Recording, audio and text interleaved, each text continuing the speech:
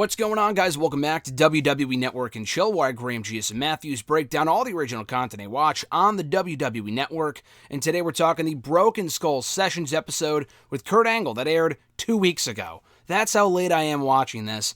Due to being sick Clash of Champions weekend when this episode was released 2 weeks ago, to then being away the subsequent weekend, I finally had a chance to catch up on the Broken Skull Sessions yesterday and thoroughly enjoyed it. It was well worth the wait. This was arguably the best episode they've done to date. Maybe not the best, because I really enjoyed the Undertaker one for obvious reasons. We never, prior to that point anyway, had never really seen him in that type of environment, in that setting. We had been waiting for that Stone Cold Taker conversation for so long, and I'm talking like 5-6 years, that was like a surreal experience, and that was about a year ago. So that might be the best one, but, you know, every one of these episodes is really, really good. I talked about the Jerry Lawler one the Jerry Lawler episode a couple of weeks ago. That was good. The Bret Hart one was great. Goldberg, Mark Henry, Big Show, Kane. I think I mentioned Goldberg. There's been a lot of them over the last year. There's probably more I'm not thinking of. Yeah, Bret Hart, Goldberg, Kane, Big Show. I think I forgot to mention Big Show. Jerry Lawler recently, now Kurt Angle. This is one of the best ones he's ever done. This was a fantastic episode that covered his entire life, career, up to, present day. They didn't mention that, they didn't really acknowledge they did, his recent release from WWE. This was filmed after the fact. So, obviously, Jerry Lawler mentioned his 50-year anniversary coming up. That happened a couple of weeks ago. That episode aired in early September, so I assume that episode was filmed right before it aired, similar to this one. Because he said, oh yeah, when I was released from WWE 6 months ago, he started selling like chicken protein supplements or something, which he was selling hard here at the beginning of the episode, and then at the end when he gave Steve some like free samples, which was funny. But he was like, oh yeah, that was like 6 months ago, and that, happened in April. So this was probably filmed recently.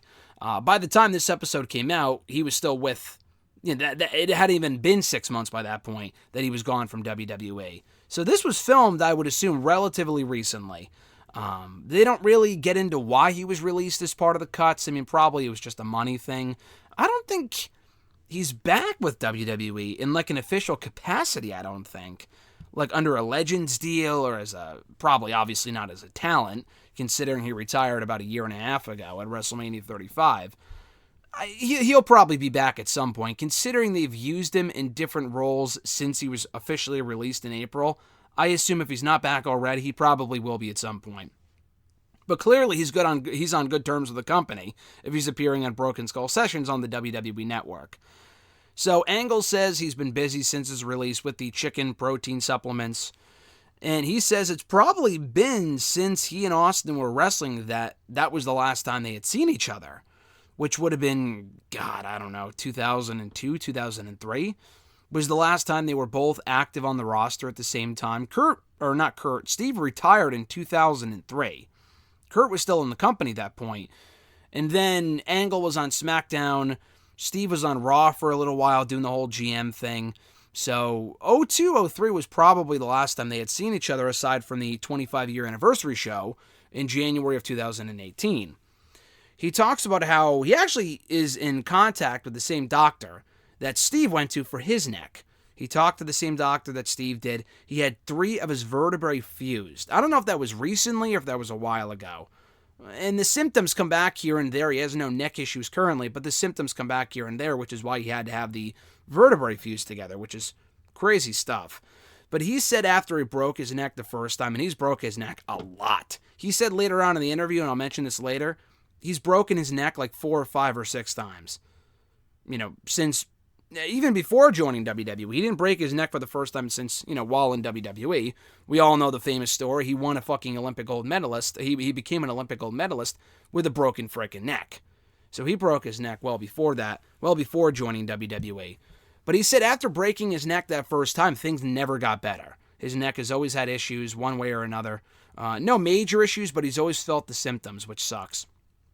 So he gives Austin a variety of gifts over the course of the episode, including a Forget Fresno shirt. It's literally like a plain white tee with hashtag Forget Fresno written on the shirt. I had no idea what this meant. I'm sure you probably didn't either, until they discussed the story here. So he said that he had a match with Steve in Fresno, like probably a house show or something, and it was one of the very few times, if not the only time, that Kurt has ever had a match where he got blown up. And he called Steve very intense, one of the most intense athletes he's ever been in the ring with. So he also talks about the match where he won the gold medal in the Olympics, and how he thought his groin would explode. He was in a certain spot during the match. He tells the whole story about the match, but one specific part of the match, he thought his groin would explode. He was in a certain position for so long, but he worked through it, won the match. This I did not know, and this is probably public common knowledge. I did not know this, and if I did, I completely forgot. He lost his dad right before this. Or not right before this. He actually lost his dad when he was 16 years old. Because I guess his dad used to serve as a train operator. So it was a very trying time for him, he said. He broke his neck. And his coach was murdered 6 months before the Olympics. A lot of people, if one of those things happened, they would call it a day and move on. But Kurt continued to compete. Not only competed in the Olympics, but won the fucking gold medal for wrestling. Even after breaking his neck.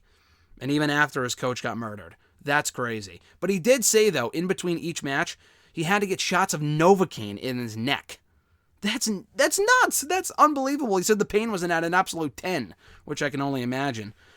Interestingly enough, I'm not sure if you knew this, which I thought was interesting, which is why I said interestingly enough, he didn't want to be a wrestler growing up. His brothers were.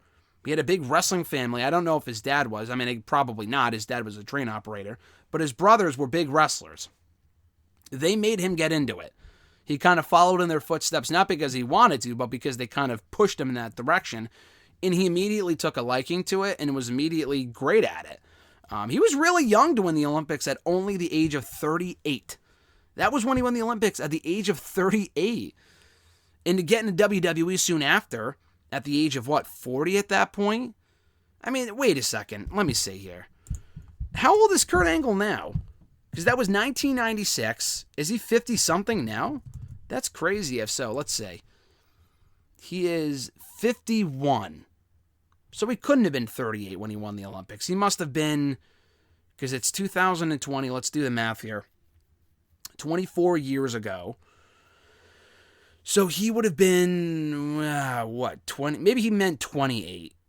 There was no way that he was 38. He was 38 13 years ago, and 13 years ago was 2007. He was probably 28. Maybe I just fucked up my notes here. That actually makes more sense if he was 28 years old. But anyway, I'm messing up my own self here. I'm botching. But he did say right after he won the Olympics, he immediately got an offer to join WWE by Vince McMahon.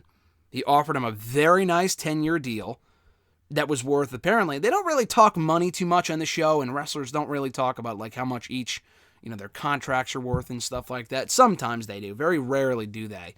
But Kurt did here. He said that the contract was worth $500,000 a year for 10 years. That's a lot of money even by today's standards, let alone in 1996. That must be worth what? I couldn't even tell you. Maybe $750,000, $1 million, I don't know. But $500,000 a year back then is a lot of money.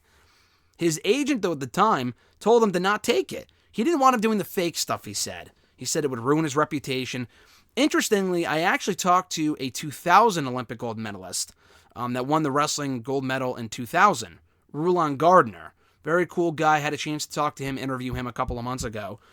And he said the exact same thing. He had a chance to join WWE. Kurt didn't take it, ended up going back. Rulon never did. Rulon had the option to, and probably soon after, 01, 02, whatever, didn't do it. Probably for the same reasons. Actually, I know for the same reasons, because he told me. He asked his mom, which sounds strange, but his mom knew best. Should I do the WWE thing? She said, you probably shouldn't. It might hurt your image, blah, blah, blah. Kurt thought the same thing originally, and his agent told him no. He left his agent a couple of years later, and as soon as he did, he contacted WWE. But they told him, we're not as interested anymore. It's been a couple of years. You've kind of cooled off a little bit. So what would that have been? He debuted in WWE in 1999. So probably 98, 99. It's been a few years since he won the Olympic gold medalist. Since he won the gold medal in the Olympics. So they basically told him, you're going to have to work your way up. We're not going to offer you the same amount that we would have initially. So he got in contact with Shane Douglas, who told him of a promotion that was, it's different than WWE, it's more realistic, it's more real, blah, blah, blah, has a different feel than what you see in WWE. It was ECW. ECW, yes, is different than WWE, but not in the way that Kurt was probably hoping for. Yes, they had great wrestlers there, but in terms of the angles they were doing at that point in 97, 98 were just incredibly insane. You either loved it or you hated it. I wasn't watching at that point. That's not my cup of tea. Personally, a lot of the stuff they were doing at that point, Kurt was no different. He fucking hated this stuff. He went to one show. It's a very famous story. He was at the show where they did a, not a resurrection, but like they pinned someone on a, what's the word that I'm looking for here? I can't think of it off the top of my head. But it's like when they pin someone to a cross. That's what they were doing on the ECW show. He saw that and was like, nope, I'm out of here. So he couldn't believe what he saw, he said. He got in contact with Jim Ross soon after. And JR said they may sign him to a $50,000 a year contract. $50,000. They dropped the whole zero from that contract from a few years earlier. He went from $500,000 to $50,000. And Jim Ross said, well, let's do the tryout. We'll see how you do. He said 20 minutes into the tryout, JR approached them and said, we got to sign you. Like, we know you're this good. We know you're great. Like, I'm seeing it right now. I know talent when I see it. You're that good. We're going to sign you. So Kurt said he had an amazing rookie year, obviously. He debuted in late 99, went on to become a multi-time champion, Intercontinental champion, European champion, probably a tag team champion, I don't remember, but definitely the WWE champion, won King of the Ring, had an amazing rookie year, arguably one of the greatest of all time. So it was easier to make more money after that, because in his first year, after being offered, I would assume, $50,000, the deal stuck, he can then, because it was like $50,000 for that first year. So after that year was up, and he had a very hot rookie year, he could bargain for more money, which is exactly what he did. So they showed the training footage of him training to become a WWE wrestler, which was cool. He approached Vince and said that he wanted Austin money. He wanted Stone Cold Steve Austin money because he was already working with Steve Austin. He was working with The Rock. He was working with Triple H. He was working with all these people in his rookie year. He admitted that he didn't know how the boys would react to him at first in joining the company, and he felt that pressure early on to deliver at a high level if he was making that much money and being brought in with such heavy hype. But he lived up to that pressure, and he lived up to the expectations by far. I mean, he may not admit it, but he absolutely did. To get as good as he was, because Kurt, the best thing about Kurt, I would say, is that the guy had he was a former Olympic wrestler, which obviously helps a lot, but it's a very different thing in terms of being a performer. He actually later said that becoming an Olympic wrestler was the exact opposite of becoming a WWE performer, because in Olympic wrestling, they would tell you to not look at the crowd, don't play to the crowd, blah, blah, blah. It was the exact opposite as a WWE superstar. You had to play off the audience. In the Olympics, they told you to not listen to the audience, focus on your opponent, show zero emotion.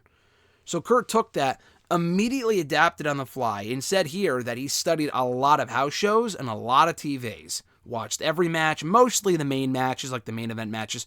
Learned from the best, watched the main eventers do their thing, took something from each and every one on the roster, and that's how he became as good as he was. He was able to take that knowledge and adapt to it and just excel on the fly. And that's how he became as good as he was, as quickly as he did. So at any rate, he talked the early vignettes of him being built up as this Olympic hero, blah, blah, blah. And he had no idea. Kurt didn't know anything about the business. He thought he would come in and get immediately cheered as the American hero. Oh, yeah, the American hero. He's an Olympic gold medalist, blah, blah, blah. He didn't know how it was going to work. I thought the story was that Kurt was supposed to be, was supposed to be a babyface. He got that reaction upon his debut, and they turned him heel. That's not the case, Kurt said. That was the case with The Rock, and how he later turned heel because they were booing him with the whole die Rocky die chants. Vince, according to Kurt here, knew that they pushed him in a certain way, kind of like the Bo Dallas build from NXT many years ago. Obviously, this came first, where if they kind of made him over the top cheesy and better than everyone, then people would immediately boo him. Kurt even said that Vince learned from the Rock experiment, where they kind of pushed him in a certain way and people rejected him. He took that same formula and applied it to Kurt Angle, and it worked amazingly well. Amazingly well. So he knew exactly how to build Kurt after the Rock thing worked out the way that it did. He talks his promo process. He talked about having a photographic memory. So it was really easy for him to cut promos after reading a script or the bullet points or whatever. He came up with the it's true, after he would be running down the hometown crowd during his opening promo while he walked to the ring or whatever. And they would boo after like shitting on Hartford, Connecticut, for example. He would go, no, it's true. It's true. Like, you actually do suck or whatever. That's where the it's true came from, which was interesting. He said Vince always treated him well. He had kind of like a father-son relationship with him. But his merch was limited, because on the merch you couldn't put Olympics and you couldn't put gold medal. He talked about it a lot in his promos, which I guess was fine. But you couldn't put it on merch. And he said that he wished he knew more about the business, the same amount that he knows today, so he could have made more money, so he could have been a bigger star, market things differently, like a Steve Austin or a Rock or whatever, like an Undertaker. He didn't feel comfortable talking about money early on, he said. But in his rookie year, he won a bunch of titles, like I said earlier, and then as he was being built up, he always lost to the main event stars. So he got really excited when he got a call from Vince, leading up to WrestleMania 17, it must have been, where he was told that he was going to have a match with The Rock for the World Championship in like the main event of a pay-per-view, which must have been No Way Out 2001. He's thinking that he's going to beat Rock and go on to face Stone Cold at WrestleMania 17. Obviously, that was not the case. He dropped the belt to The Rock, and then they moved right on to WrestleMania 17 with Rock and Stone Cold as the main event, which is exactly what it should have been, but Kurt thought differently at the time. So going back before that, he won the WWE Championship in late 2000. And he said that he was as excited as he was when he won the gold medal, which is a lot of high praise. He said his two biggest accomplishments were winning the world championship from Steve Austin, because he said that Steve was the one who got him into the business in terms of being inspired to join it, being motivated to join WWE was because of Steve Austin. And winning the gold medal was his other big accomplishment, in addition to all the Hall of Fames and stuff like that. But like I said, he said this earlier, that when he was in the Olympics, he could show no emotion. It was all about the competition, staying serious, and he had to do that exact opposite in WWE. He learned a lot from Triple H, he said, had a great program with him in, what would it have been, late 2000, and the whole Stephanie feud. They show that whole footage of him kissing Stephanie and how he had to kiss Stephanie backstage. When they taped it, Vince was watching. So he was really nervous about it. And Stephanie said, "You kiss like a fish." And Kurt's like, "I'm not going to kiss you for real, like open my mouth and shit with your dad right here. Like, it's just fucking weird." And I think by that point, too, Stephanie and Triple H, if they weren't dating, they were at least interested in each other. They had been together for a long time. It was kind of heavily hinted at that time, as they talked about in the Untold by early 2000. They were sort of, but not really an item. So for Kurt to kind of barge on in there and, storyline-wise, and kiss Triple H's girlfriend in front of the boss's daughter, in front of the boss, and that's his daughter, I could see, I would be awkward about that too. I would feel a little weird about that as well, so I totally get that. But anyway, so he said that he got knocked out, actually, in the match with Steve Austin? Was it Steve or was it Triple H? I don't remember. I'm pretty sure it was Steve. But they had a match at 2000 SummerSlam, and he actually got knocked out. Triple H. It was Triple H. Maybe it was Triple H, Angle, and like Steve or something in a triple threat. I don't remember. But anyway, or maybe Undertaker? I don't remember. So his head bounced off the floor, and he actually got concussed. But you would never know that he got concussed, because Triple H was such a consummate professional in protecting him and whatever. He actually led him to the finish, which was crazy. So they actually rewatched the King of the Ring 2001 match with Shane McMahon. They rewatch a lot of the highlights, and we've watched this a million times. We've heard Shane talk about it. We've heard them both talk about it on an episode of Untold about a year and a half ago. He said his lower back was killing him the entire time. But overall, he could not have had a better first 2 years in WWE. But being with Steve Austin, working with him, was his biggest opportunity. So he found out, apparently, then Kurt puts on the, this was 2001. And I'll talk about what he found out about the whole championship thing a little later on. But before that, he had a chance to work with Steve in 2001 when they were both heels coming out of WrestleMania 17. He puts on the hat that Steve bought for him at a San Antonio airport, that goofy-looking hat. He still owns it. WWE apparently asked for it back after he wore it. They wanted it for the archives. Kurt said that he lost it. Obviously not. He lied just so he could hold on to it, which was great. So he puts it back on here. And he said that it helped, that alliance with Vince and with Steve in the early months of 2001 helped him with more than just wrestling. And they rewatched Kurt playing Jimmy Crackcorn, and I don't care for Vince and Steve backstage, which was a great segment. They rewatched Angle beating Stone Cold for the WWE title in Kurt's hometown in September of 2001. He didn't think it was possible. He never thought he was going to win the World Championship. Now, again, he was already the World Champion prior to that point. This was his second or third World Championship in WWE.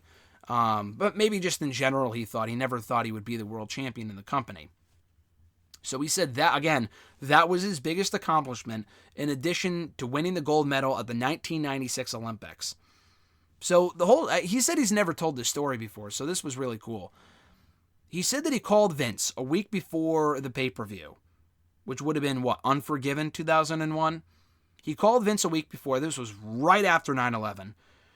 He said, what if I win the championship? Now, it sounds weird that Kurt is the one that's pitching the idea for himself to win the title, but his logic made sense. Now, I'm sure he wasn't politicking, maybe partly, but, it just made more sense to have Kurt win. I guess the original plan was never to have Kurt win the championship.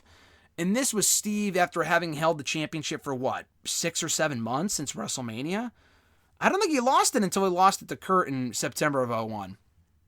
So he said, listen, we'll be in my hometown. We're right after 9/11. I'm an Olympic hero, blah, blah, blah. I'm a babyface right now. I think we should give people something to be happy about right now by having me win the championship. Vince said, that's a good idea, but you got to talk to Triple H. So he talked to Steve. He talked to Steve about it, and Steve said, yeah, that makes sense. We'll do it. Let's do it. And that meant a lot to Kurt for Steve to agree to dropping the championship to Kurt in his hometown on that day, at that pay-per-view, in that time period. That meant a lot to Kurt, and he never forgot about that. Kurt did, or rather Steve did. Steve forgot about it until, Kurt mentioned it here. But it meant a lot to Kurt for Steve to endorse him by dropping the championship to him on that show. Now, he did lose the championship, I believe, soon after. It was a very short reign. But that moment alone was fantastic of him winning that championship. So they rewatched when Edge dubbed the "You Suck" chant in early of 2002, April, I think, of 2002, over Kurt's theme song. And Kurt believes that the "What" chant, which they would always say after every word in his promo, was what set up the "You Suck" chant. Vince told him at one point in 2002, 03, they talk about the draft and becoming a locker room leader and stuff like that. I think he mentioned Vince. If it wasn't Vince, it was Undertaker. I forgot who it was. But someone of importance mentioned or told him that he would be the best in the business, or that he was, at that point, one of the best in the business, which at that point in time, in 2002, 03, he absolutely was. Originally, he thought he would be gone from the company after 5 years. Clearly, that was not the case. He did leave within 7 years by 2006, but he ended up wrestling for another almost 20 years. So the idea that he would be, done with wrestling altogether in 5 years was a complete joke, obviously. But they show footage of him breaking his neck in 2003, right before WrestleMania. I think it was at the No Way Out pay-per-view, in a 6-man tag team match or something with Brock, maybe? And Team Angle, I don't remember. But that was where he broke his neck again. And he still did the match. And I think the original plan was for Kurt to win, he said. Maybe not, they didn't change the finish of the match on the fly, but in advance, because Kurt was so hurt he had to take time off. So they changed it to Brock winning instead, which actually made more sense. Brock was celebrating 1 year on the main roster, becoming a 3-time champion. It just made more sense, I think. Or maybe a 2-time champion. Yeah, that was his second WWE title. It just made more sense in the moment to have Brock win the championship. But they discussed the shooting star press from Lesnar that went horribly wrong.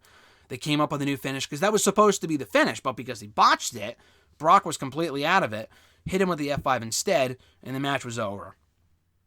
So he talks about having a shoot fight with Brock when he first met him to kind of prove that he was as tough as Brock, if not tougher, and they kind of hit it off after that. They talk about Brock, he talks about, Brock obviously with there, but he then transitions to talking about Eddie Guerrero, Kurt does, and how Eddie got into a bad car accident while he was in WCW. And because of that car accident, he couldn't really be a cruiserweight anymore. His hips were messed up, couldn't really be that same wrestler that he was in WCW. Not that it was a blessing in disguise, because no one should ever get into a car accident, but it ended up helping him out because it allowed him to work more of a main event style. So he tells a story about how Eddie thought that he was stiffing him, that Kurt was stiffing him, hitting him in the back, blah, blah, blah. They fought backstage a couple of times, just because they're two, tough guys, macho men, blah, blah, blah. So they actually legit fought backstage a couple times, but overall they were very good friends. Called Eddie the ultimate performer. They rewatched Kurt cutting the Sexy Kurt promo song, whatever, from right before WrestleMania 21 in 2005. Just a great moment. He said that he got his dance moves from Vince, and Steve's like, this is terrible, this is awful, and Kurt was like, I know, I got my dance moves from Vince, because that's how Vince dances, which does not surprise me in the slightest. But he said that he was very excited going into WrestleMania to wrestle Shawn Michaels, WrestleMania 21. And he told this story already in the Untold earlier this year, but before the match, Shawn just looked at him and said, I'm not afraid of you. And Kurt's like, the fuck are you talking about? Like, did you hear something about me being like a shooter, or like because of my background that I would actually hurt you, blah, blah, blah. And despite that, they still went on to have a great match. So they rewatched the match, and, Angle knew that he'd be working with Batista, which Batista was supposed to be, maybe Angle, I don't know if Angle thought he was moving to Raw, or he thought that Batista was coming to SmackDown. Because at that point, Kurt was on SmackDown, Batista was on Raw. They swapped shows in the draft. So one of those two things they didn't know about in advance. But he thought he was working with Batista post-WrestleMania for the World Championship. And because of that, Shawn said, yeah, I'll lose to you. Like, makes more sense to have you win if you're going to be going for a championship in the next couple of months. And that, again, meant a lot to Kurt Angle. They show one point in the match where Kurt kicked out at like 3.5. Like, he kicked out right after the 3 was supposed to hit. And he's like, yeah, that did not look good. Like, I had a reputation for barely kicking out at the last second. And that was a bad case of it, because I probably, in a legit situation, would have been counted down for 3, which was funny. But he said that's his favorite match. Now, he had an amazing match with Chris Benoit at the Royal Rumble in 2003. I don't know if that would be his favorite match if Benoit didn't do what he did, or if Benoit, wasn't completely erased from WWE history, because he's not going to say that here. But I believe it. If he says this is his favorite match, I could believe that. He said his other favorite match was actually with Stone Cold Steve Austin at SummerSlam 2000 or whatever it was, when whatever match that they had that ended in a DQ. I think it was like, no, he had a match with Taker that year. I don't remember, but they had a match where the match ended in a DQ. But it was still one of his favorite matches ever. And if there weren't like 3 interference spots, it probably would be his favorite match that he ever had. And the Undertaker one from No Way Out 06 also ranks pretty high up there as well. But he mentioned how the injuries were building every week. And because of that, he started taking more and more painkillers. Now, this is where they kind of talk about his departure from the company. So he took some time off before WrestleMania 21. Because I guess his sister died, I didn't know this, but his sister died of a heroin overdose. And that kind of got him off the painkillers. He's like, well, man, I'm super scared about this. My sister just died from a heroin overdose. I can't continue to do this. But after he broke his neck for a 5th time, I don't know when that would have been, but he broke his neck for a 5th fucking time. And they show the match with Taker. Maybe it happened in the match, but they had an amazing match in No Way Out 06. That was what got him back on the painkillers. So Vince wanted him in ECW, but he said, he went to ECW, but he decided that was when he wanted to leave. Not because he was going to ECW, but he just really needed to get out. He told Vince that he wanted to talk, but Vince kept kind of brushing him off, so he threatened him. And then a while later, Vince was like, oh, you sent me all these threatening texts. It was because Kurt wanted to talk to him so bad, and Kurt was in a terrible headspace at that point. So Steve was actually the one who talked to Kurt and was like, listen, you're going to do something dumb if you don't get out of here. And Kurt said the same thing. He said that he would have done something drastic if they didn't let him go. Vince, his plan was to always send Kurt to rehab. But Kurt felt trapped in WWE. He told Vince, if you don't let me go, I think I'm going to kill myself. But he didn't mean it in the way I'm going to go shoot myself, kill myself, suicide, blah, blah, blah. He meant he's going to keep doing dumb stuff in the ring. And with specifically with the painkillers and stuff like that, everything that he was taking back then, he thought he might accidentally overdose, a lot like his sister. So he also kind of felt, he mentioned this to Steve too, after Steve brought it up, he kind of felt like that Cena was the new guy, that Cena was replacing him, blah, blah, blah. So he kind of felt jealous of that. Vince's plan, again, was to always send Kurt to rehab and then give him a new deal in 6 months. But instead, he just went to TNA after they let him go, and he went to TNA instead. Another thing that pissed him off while he was in WWE was that they gave Kurt the Marine role. I guess it was supposed to be for Steve. Steve left the company, which would have been, 04, 05? He was supposed to be the Marine. And then they just passed it up to John Cena instead. He was really happy, and I've heard the same story from CM Punk before, too, about how Punk was casted in a role for the movie. He doesn't give a fuck about the movie, but he would get the time off that he's been desperately wanting and asking for. But when they passed up the role to John Cena, he wasn't going to get that time off. So he talks about taking the painkillers, and now we talked to Vince about it, and Vince just said, fuck sleep, which sounds exactly like something that Vince would say. Not exactly the greatest advice, in my opinion. So he said how, while he was in TNA, people would call him Perk Angle, because he would take Percocets and whatever while he wrestled, which was not the case. He was never high while he wrestled, it was only afterward. But he had a lot of trouble sleeping, even in TNA, he mentioned. And how everyone there just was a drinker. Everyone drank, so he started on alcohol while he was there too, which is even worse. He did Xanax. He would take the Xanax. He would drink and drive at the same time. He had 5 DUIs in 4 years. That's terrible. That's terrible. So the biggest wake-up call that he had was when his wife said that he would leave him, which she did. That being Karen Angle, who eventually remarried to Jeff Jarrett, not long after, actually. So he got sober after that and went to rehab. And he talked about the brutal withdrawal period that he had and how he actually went for the full 30 days. A lot of people don't, but he did. And he said of everything going on at that point, the one thing that kept him straight after he came out of rehab was his family. His family were the people that kept him straight. And how after he left WWE, it wasn't about him anymore. And how it was all about the kids. You got to put your kids first, your family first, your wife first, it was a really heartwarming moment for him to say that here on the show. Steve praised this TNA run and said that he had a good run there, and I'm sure Steve wasn't watching every fucking match that he had. But Kurt's like, I did, but it's not WWE. TNA's not WWE. He actually said, which I completely agree with, he wishes that his TNA run happened in WWE so more people could have seen it. Which was like, oof. That's a rough thing to say, but it's true.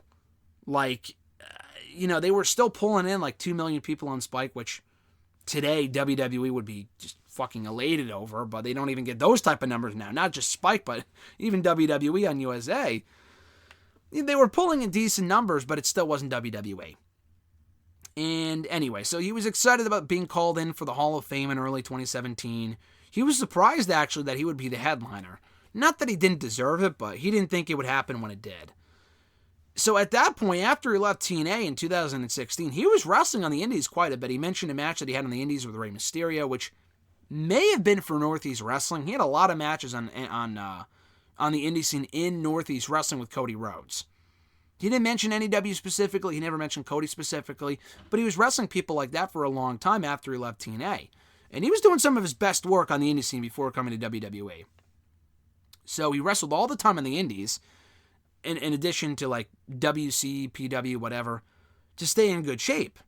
So he stayed actually in really, really good shape. But when WWE called him about bringing him in for the Hall of Fame and then giving him the on-air GM role, they had no plans for him to wrestle. So because when he stopped wrestling, which he was kind of upset about, he became arthritic.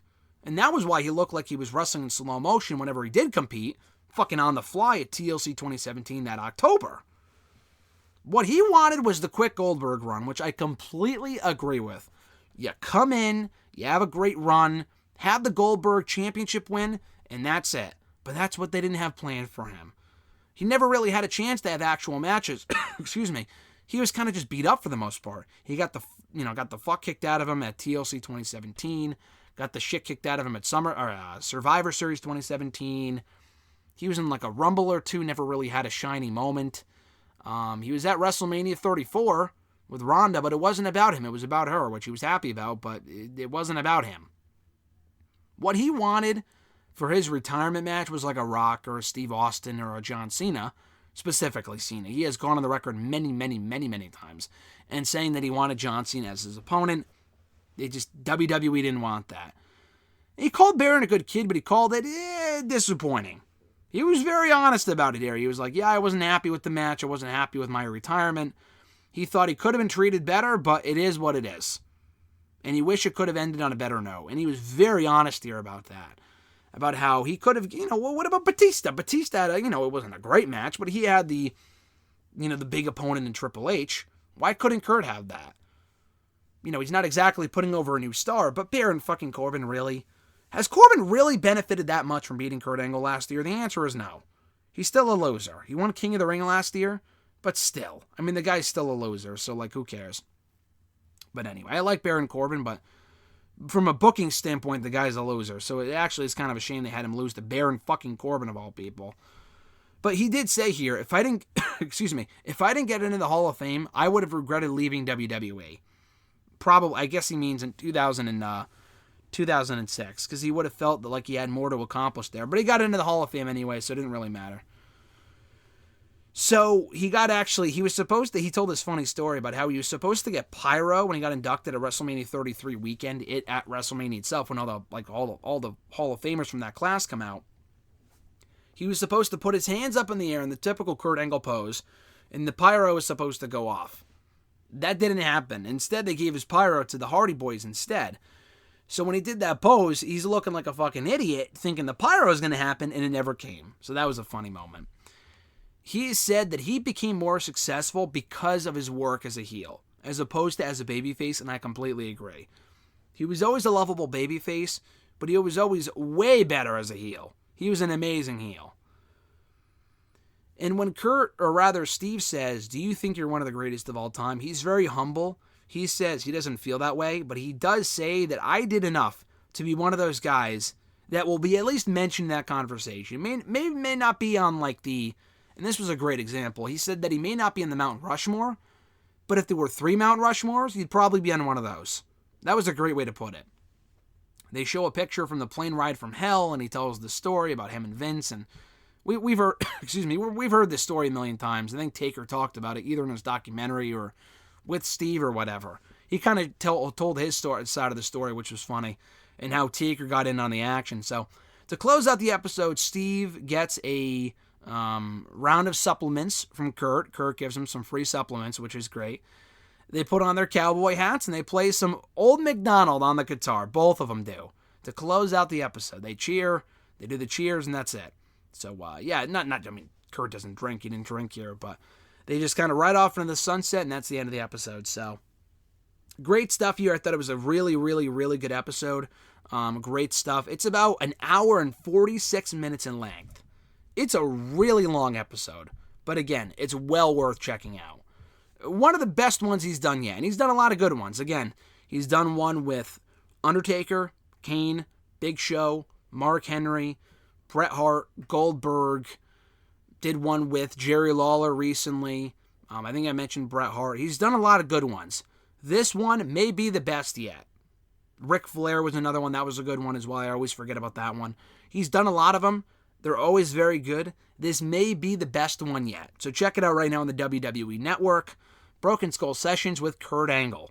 Be sure to check out all my other Broken Skull Session reviews right here on the channel in the description box down below, entitled the Broken Skull Reviews. Broken Skull Sessions, rather. Broken Skulls, what did I say? Broken Skull Rules or whatever? Isn't that the name of a show? Broken Skull Sessions Reviews right here on WWE Network and Chill.